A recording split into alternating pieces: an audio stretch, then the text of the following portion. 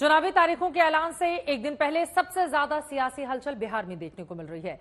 बिहार मंत्रिमंडल का विस्तार हो गया है, जिसमें बीजेपी कोटे के 12 और जेडीयू कोटे के 9 मंत्रियों ने शपथ ली। चुनाव को देखते हुए जिन 21 विधायकों को शपथ दिलाई गई है, उसमें जातीय समीकरण का भी पूरा ध्यान रखा गया है। अगड़ी जातियों के 6 मंत्री दलित वर्ग से, 4 ओबीसी, 4 ईबीसी नेताओं को मंत्रिमंडल में जगह मिली है, जबकि एक मुस्लिम विधायक को भी मंत्री बनाया गया है। वहीं चाचा भतीजे की खींचतान भी खत्म होने का नाम नहीं ले रही, यानी कि एक तरफ पशुपति पारस हैं, जिन्होंने एनडीए को धमकी दे दी है, खासतौर से बीजेपी को, कि अगर उसने अपने फैसले पर पुनर्विचार नहीं किया तो फिर उनके लिए दरवाजे बाकी जगहों के खुले हुए हैं, यानी कि फिर वो एनडीए का रास्ता छोड़ देंगे। फिलहाल हम आपको दिखा रहे हैं नीतीश मंत्रिमंडल का विस्तार हो चुका है और किस तरह से जातीय समीकरण साधकर बिहार की 40 सीटों पर अपनी दावेदारी को मजबूत करने की कोशिश की जा रही है एनडीए की ओर से। अलग अलग हिस्सों से हमारे कई सहयोगी इस वक्त जुड़ चुके हैं, चूंकि कल दोपहर 3 बजे चुनाव की तारीखें सामने आ जाएंगी। ऐसे में क्या है बड़ी तैयारी राजनीतिक दलों की। दिल्ली से हिमांशु मिश्रा हमारे साथ जुड़े हुए हैं, पटना से रोहित सिंह हमारे साथ जुड़ चुके हैं, कुमार अभिषेक लखनऊ से इस वक्त मौजूद हैं, कोलकाता से सूर्याग्नि हमारे साथ जुड़े हुए हैं और आपको लेकर चलेंगे जयपुर भी। शरद कुमार हमारे साथ जयपुर से जुड़ चुके हैं, रोहित सिंह भी आपको दिखाई दे रहे हैं। चंडीगढ़ से भी हमारे संवाददाता इस वक्त हमारे साथ मौजूद हैं, उनके पास भी सत्येंद्र चौहान के पास भी लेकर चलेंगे। लेकिन सबसे पहले रुख करते हुए बिहार का रोहित, मंत्रिमंडल विस्तार हो गया, उसके बाद मुख्यमंत्री नीतीश कुमार की ओर से कुछ कहा गया, क्या जानकारी, कैसा रहा सियासी आंकड़ा जिसके बारे में विस्तार से आप जानकारी देंगे?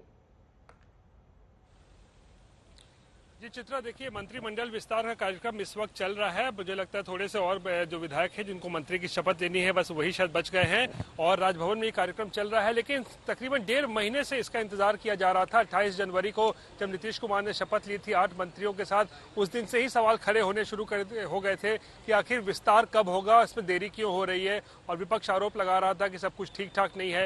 लेकिन आखिरकार ये चैप्टर भी जो है आज जो है वो बंद हो गया, जब मंत्रिमंडल का विस्तार हो चुका है और आज 21 विधायकों ने मंत्री की शपथ ले ली है और कुल अब नीतीश सरकार में मंत्रियों की संख्या 30 हो गई है। हालांकि अधिकतम 36 हो सकती है और 6 बचा के रखा गया है। अगले साल विधानसभा चुनाव है, कोई नए साथी आएंगे तो उनके लिए भी जगह बचा के रखना ही पड़ता है।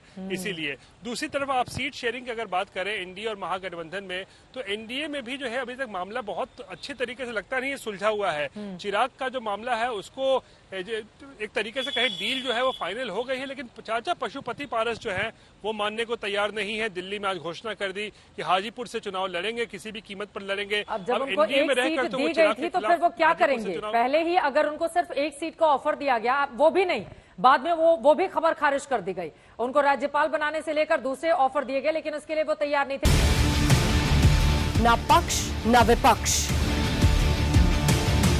ना लेफ्ट ना राइट, ना मिर्च ना मसाला, खबरों का बोलबाला,